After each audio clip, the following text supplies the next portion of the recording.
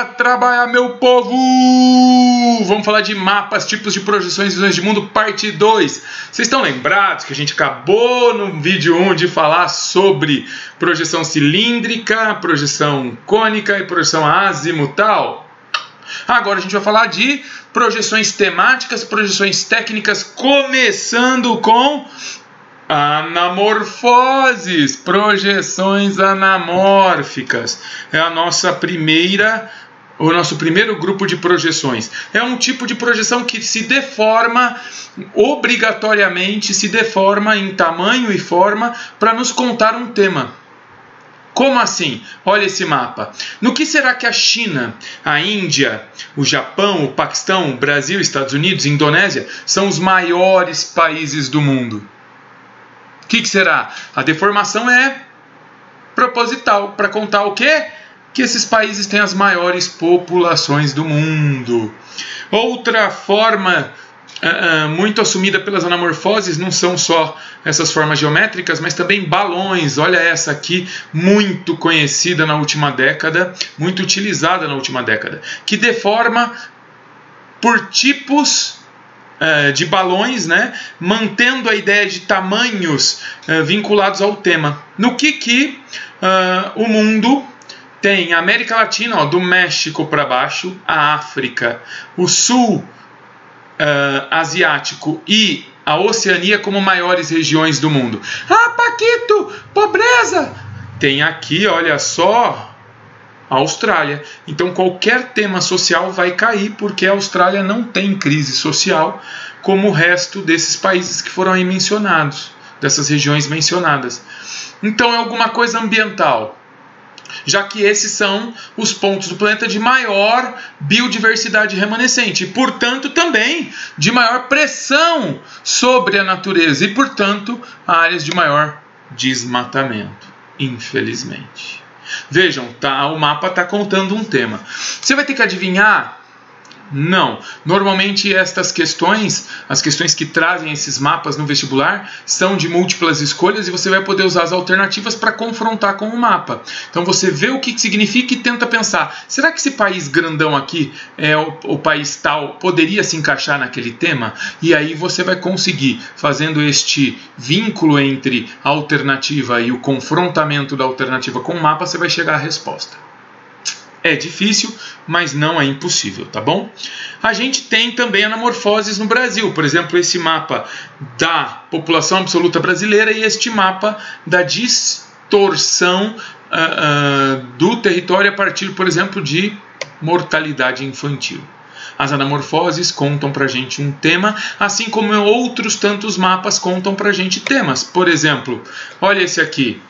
Um mapa temático. O que é um mapa temático? É aquele mapa que não é visto no mundo real, numa foto de satélite desta maneira. Como assim? Eu posso tirar uma foto de satélite do globo, eu não vou ver os traços, os riscos das principais rotas de carga no mundo. Eu preciso de um cartógrafo desenhar isso a partir de um tema. Então é um mapa com intervenção do cartógrafo. Não é um mapa em que vemos aquilo exatamente como acontece na natureza. Os mapas que nós vemos como está na natureza são os mapas técnicos. Os mapas temáticos não são assim. Então esse mapa mostra as rotas que um cartógrafo desenha segundo dados que obteve de passageiros e de cargas. Este mapa mostra, por exemplo, a hierarquia entre as cidades brasileiras. Não dá para ver isso no mundo real. É uma relação política, né? É uma relação de polarização cultural, econômica e social. Por isso só mapas temáticos conseguem nos mostrar. O mapa de concentração populacional, mesma coisa, ele tem que ser produzido, não dá para fazer isso com uma foto de satélite. E o mapa do uso da terra também é um mapa produzido, não dá para fazer isso a partir de fotos de satélite. Dá para ver uma região que está produzindo soja, mas não dá para ver as setas de avanço da fronteira agrícola, por exemplo, como esse mapa mostra. Projeções técnicas são aquelas que trazem o mundo como ele é. Né? Fotos de satélite são projeções técnicas. Cartas náuticas são projeções técnicas. Olha os portulanos, antigas cartas portuguesas de navegação, muito rudimentares, ainda não tinham latitudes e longitudes, eram desenhadas por rotas a partir de rosa dos ventos, né? Por tempo de navegação em direção a uma determinada rota. E aí eles chegavam aos lugares, enfim, eram mapas já anteriores a Mercator, mas posteriores às grandes navegações, porque aparece ali o Brasil, a costa brasileira e a costa da África. Os portulanos, mapas muito importantes, utilizados para navegação, mas que foram dando espaço, outro portulano aí, agora do Mar Mediterrâneo, foram dando espaço para as cartas náuticas, hoje muito mais exatas, que medem inclusive profundidade do oceano. Dá uma olhada aí, um mapa da Baía da Babitonga, né, na região da costa sul brasileira. Temos essas linhas que mudam a cor do mar, branca, azul, azul escuro, linhas de profundidade, o que a gente chama de isóbatas. As isóbatas são linhas que mostram profundidade dentro do oceano. Olha este esqueminha aqui. Né? Ele mostra a inclinação do relevo no fundo oceânico através das linhas de profundidade, o que permite então que os navios saibam se estão navegando em águas mais ou menos profundas. Bom, basicamente as linhas ISO, elas são linhas em que toda a sua extensão elas têm a mesma profundidade ou marcam o mesmo valor. Neste caso aqui, como são isóbatas, o sufixo batá significa profundidade, então essa linha aqui é uma isóbata, ISO porque em toda a sua extensão ela tem a mesma profundidade. Então se eu seguir essa linha, ó, 2000 aqui, vamos seguir ela. Ó, ela está aqui, não é a de 1900 ali ainda, ó, é a 2000, é essa aqui. 2000 aqui também. Isso mostra a característica de linhas ISO. Não são as únicas, as isóbatas não são as únicas linhas ISO. Nós temos, por exemplo, as isotermas, né, que mostram em todos os lugares do mundo as médias térmicas em determinadas regiões, cinturões térmicos. Nós temos as isoietas, linhas de umidade do ar e chuva. E nós temos as isóbaras, linhas de pressão atmosférica. E temos as isoípsas ou isométricas, que nos mostram aí, basicamente, curvas de nível. E é para este ponto que eu quero convergir com vocês agora. Vamos colocar aqui uma imagem tirada de um satélite qualquer. Vista de cima, portanto. O que a gente pode imaginar ser isso? Não dá para saber, né? A gente fica na dúvida. Agora, e se a gente colocar nessa imagem algumas coisas interessantes? Por exemplo, essa linha, uma isoípsa de 100 metros, uma outra de 200 metros, 300 metros, 400 metros, 500 metros. Opa, está crescendo de fora para dentro, já dá uma ideia, né? Ideia do quê? De que isso é uma montanha. Foram surpreendidos novamente. Pois então, vamos pôr as mesmas linhas agora aqui, ó. As linhas que a gente chama de curvas de nível, isoípsas ou isométricas. Vamos fazer a relação dessas duas imagens que eu já mostrei para vocês, olha só. Tá aí, ó, a relação visto de cima e visto lateralmente. É assim que vai se apresentar nos mapas? Não, é assim, ó. Olha como apareceu aí no cantinho. Vejam que cresce da linha verde para a linha branca.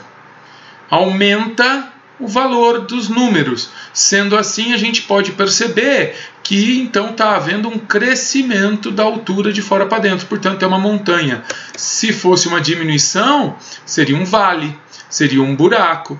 Mas se o patamar externo é o mais baixo, obviamente que se trata de uma montanha ou um morro.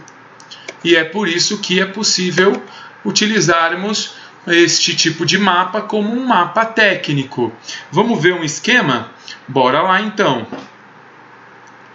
Olha aqui, retornamos aqui, olha esse slide. E se eu pegar, por exemplo, este mapa aqui, ó, e pintar de amarelo essa linha aqui de 700? E se eu pintar de outra cor, verdinho, por exemplo, essa linha de 600? E se eu destacar o rio em azul que passa no meio? Eu consigo saber o quê?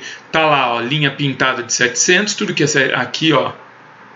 Toda a sequência dessa linha tem 700 metros, aqui também. E essa linha aqui, ó, toda a sequência dela tem 600 metros. Se eu sei que essa parte aqui tem 700 e essa aqui tem 600, é óbvio que o rio desce nesse sentido. Olha a setinha aqui, ó. Portanto, o rio corre para sudeste, meu povo. Dá para a gente ter uma leitura do relevo a partir de um mapa como esse, que aqui tem um pico mais íngreme, aqui um morro um pouco mais estabelecido e uma área de vale no meio. Então eu tenho que saber fazer essa leitura? Tem que saber fazer essa leitura. É um mapa técnico. Bora falar de tecnologia aplicada à cartografia então, meu povo.